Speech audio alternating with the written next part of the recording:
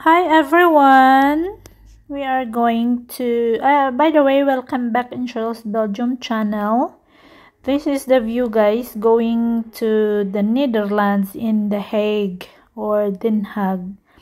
So we are going to attend the whole Europe gathering for Tatay Digong, and this gonna be my first day na mag-join sa pinaka-big event dito sa The Hague or Den Haag in Netherlands. And this is a group of Filipino guys. Yung sinamahan ko ngayon, naka-van lang kami.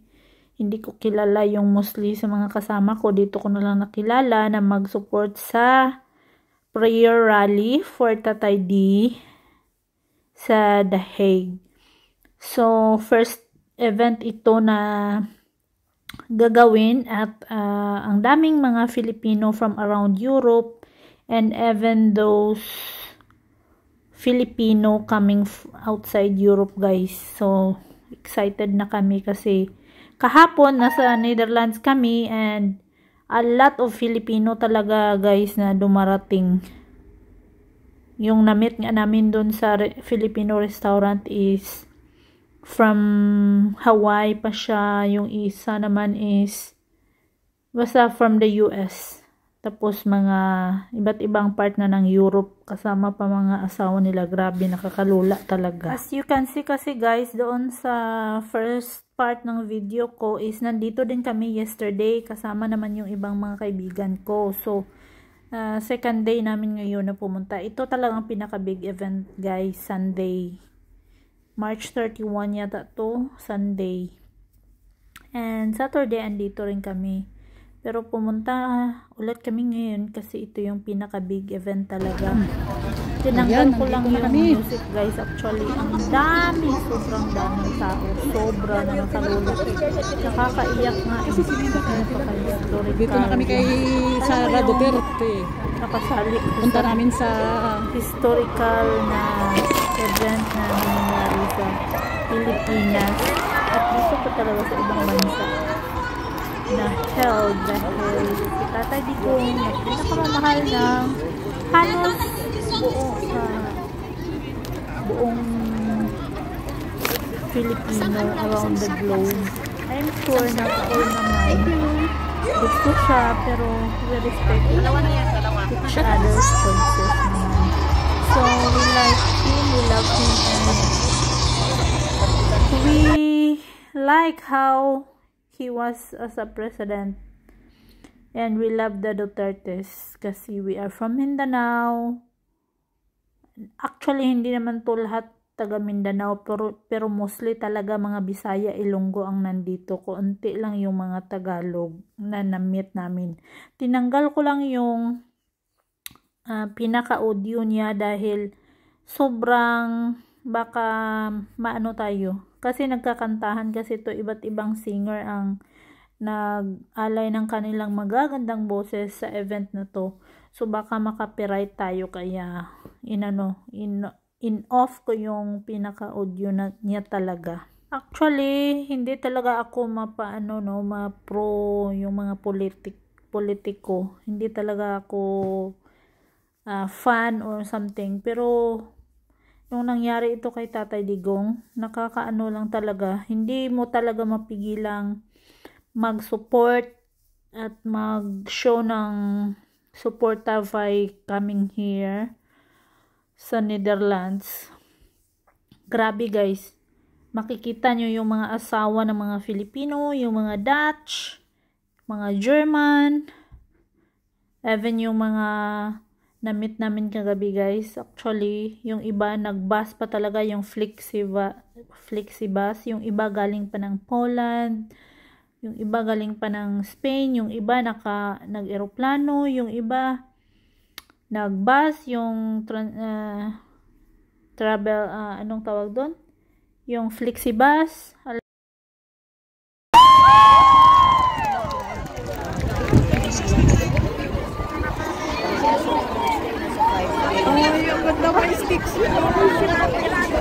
Nindot kay mother. Ano ang sigaw ng masang Pilipino?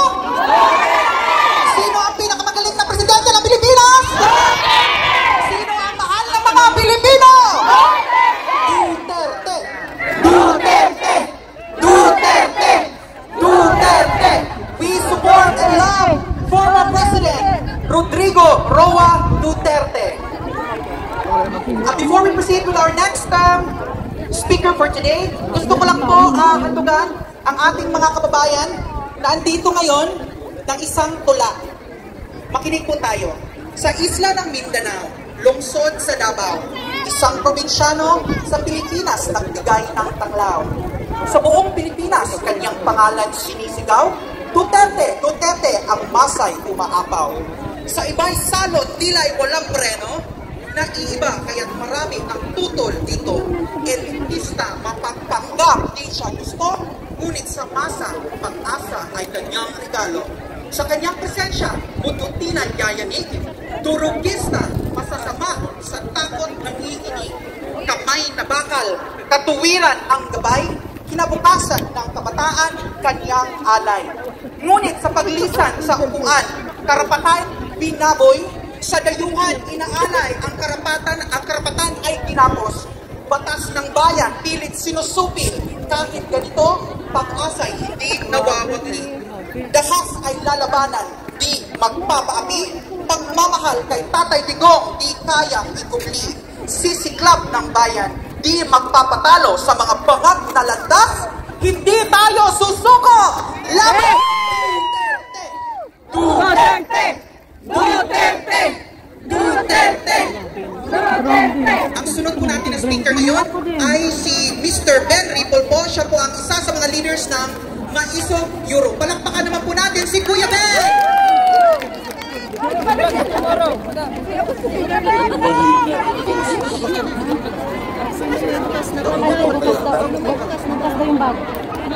Ikaw. Bukas ang bago? Okay, ate? Thank you.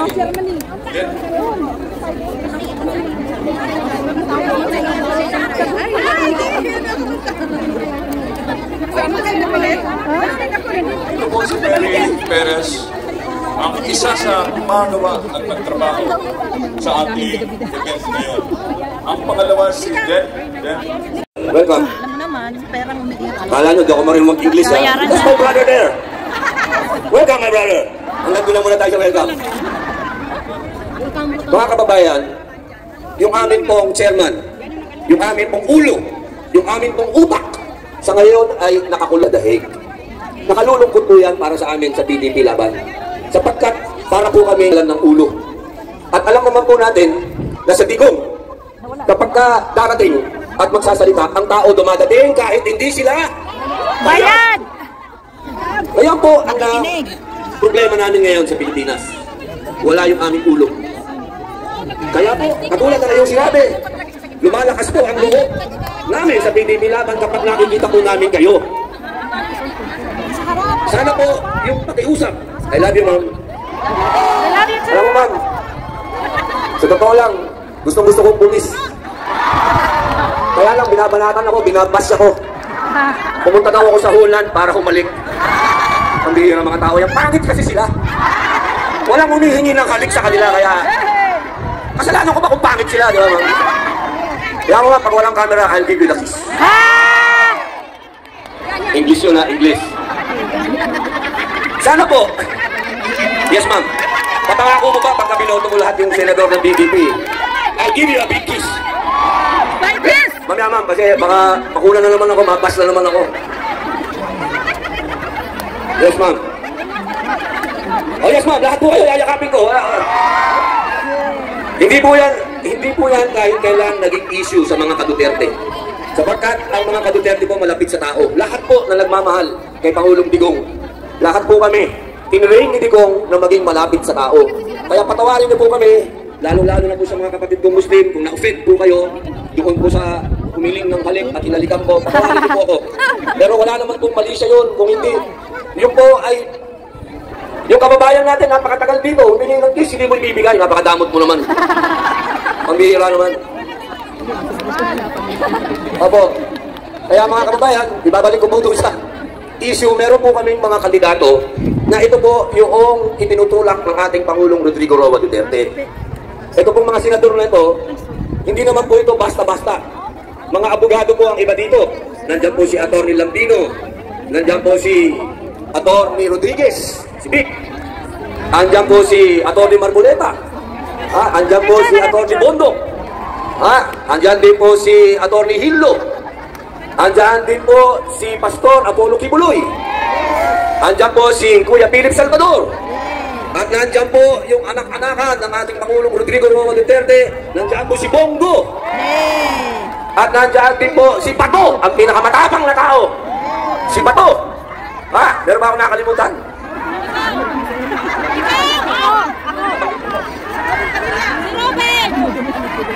Si Dr. Mata. Yes, ako na nakakalimutan yun.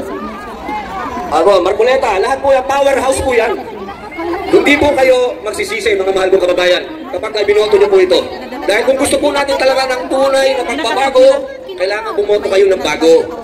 Kasi hanggang bumaboto po kayo paulit-ulit, at umakasa kayo ng panibagong resulta, ay hindi po ganun ang mangyayari. Paulit-ulit lang. Kaya sana po, suportahan niyo po ang PDP laban, dahil meron pa po tayong isang laban.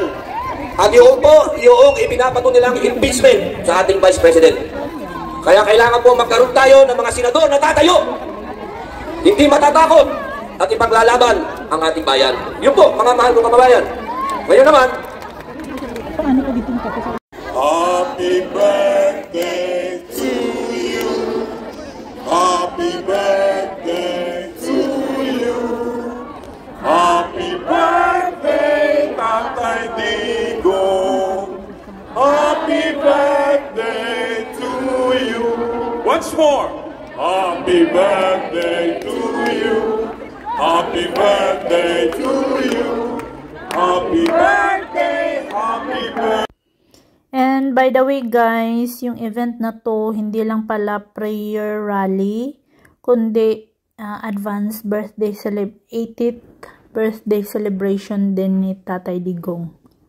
Sobrang nakakatuwa at super proud kasi I was one of those thousands of people na nandito.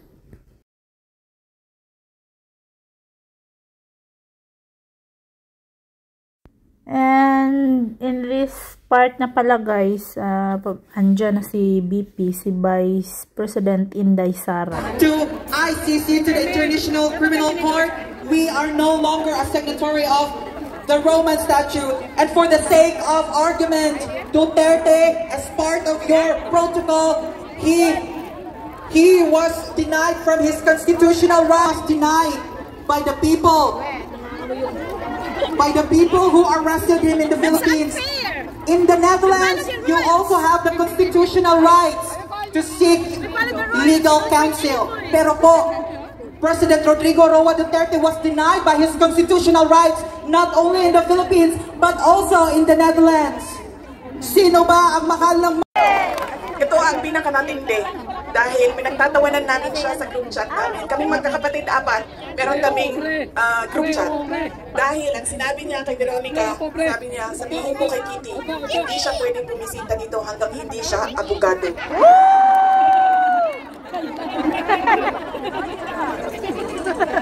Sabi ni Kitty, grabe ang overacting ni Papa. So ibig sabihin pa, mga 5 years. She has 5 years until she becomes a lawyer. Na meron pa akong 5 taon na bago ako makabisita. Ganon siya ka, kahit na nandun siya sa loob, ang kanyang iniisip, unang-una, yung mga kapatid ko na kailangan magtrabaho para sa siyudad ng Davao, yung kapatid ko na kailangan mag-aral. Yun pa rin ang iniisip niya. At kapag tinanong mo siya, pa, ano ba ang kailangan mo dito sa loob? Ang sinasabi lang niya, mga, alam mo yun, mga bagay na shaving cream, Coke Zero,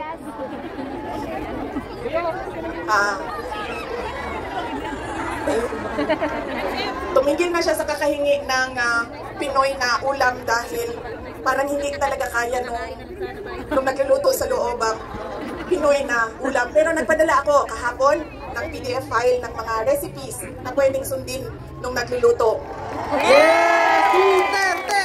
Duterte! Duterte!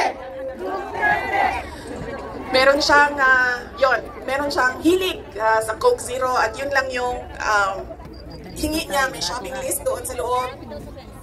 At sabi niya, Sabi niya doon sa gwardiya na isulat mo dyan, 2 case ng Coke Zero. Kahapon, bago ako umalis, tinuruan ako ng gwardiya. Sabi niya, pwede ka naman bumili dyan sa vendo, tapos iiwan mo para sa kanya. So sabi ko, Papa, gusto mo dito? Sabi niya, Coke Zero lang. So bumili akong 4 na Coke Zero, iniwan ko sa kanya. Sabi niya, nag-buy Wednesday. At sagot niya sa akin, bakit isa lang? Sabi naman nung gwardiya, sabi niya, he has to have at least 2 because